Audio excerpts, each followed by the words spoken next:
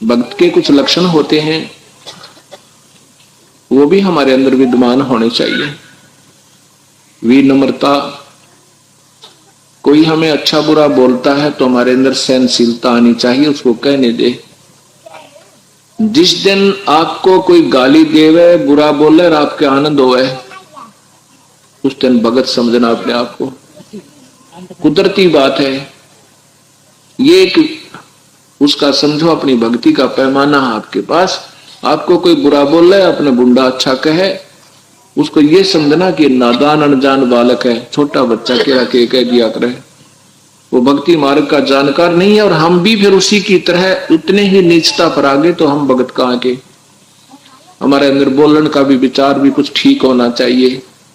आपस में अपने भक्त आत्माओं के साथ भी हमारा बोलना बहुत प्यार का होना चाहिए, और आम व्यक्ति के साथ भी ऐसा विचार व्यवहार करें कि उसको ये आभास हो कि ये वाक्य भक्त है।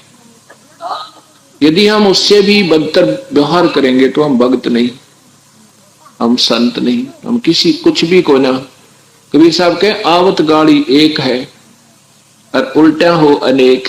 एक ने हमें बुरा कहा, हमने उसको भी कह दिया तो दो और कहेगा, क्योंकि वो तो तेज होकर है अपनी तरफ से, तो खूब किसी के कारण से, किसी ना किसी कारण से तो कह ही रहा है, फिर वो ज्यादा गर्म है। और एक उल्टी कर दी तो 6 फेर देगा, और हाथापाई भी कर सकता है, कुछ भी कर सकता है। कहते उल्टी हो मत, वह एक रह जाएगी, एक और देगा, एक और कह लेगा, फिर आखिर में वो चुप होना पड़ेगा उसने।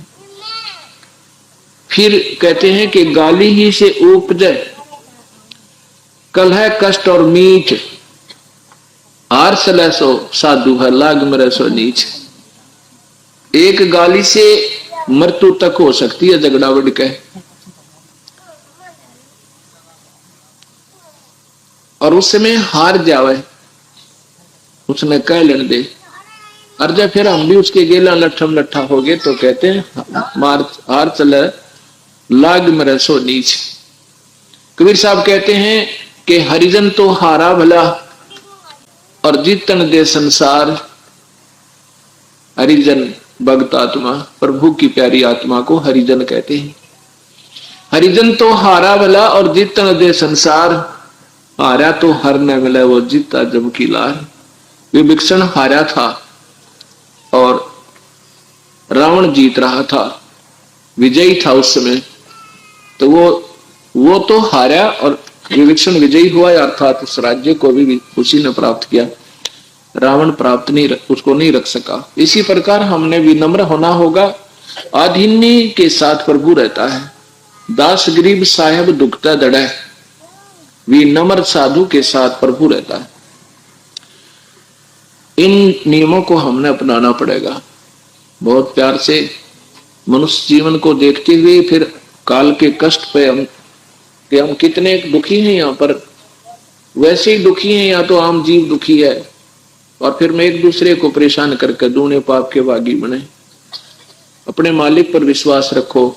कोई आपने परेशान करता है तो अब हमारे साथ रखवाला भी है, ऐसी बात नहीं हम बिना धनी के नहीं है, हमारे साथ धनी है। और वो हमारी मदद जब करेगा जब हम उसके नियमों के अंतर्गत चलेंगे।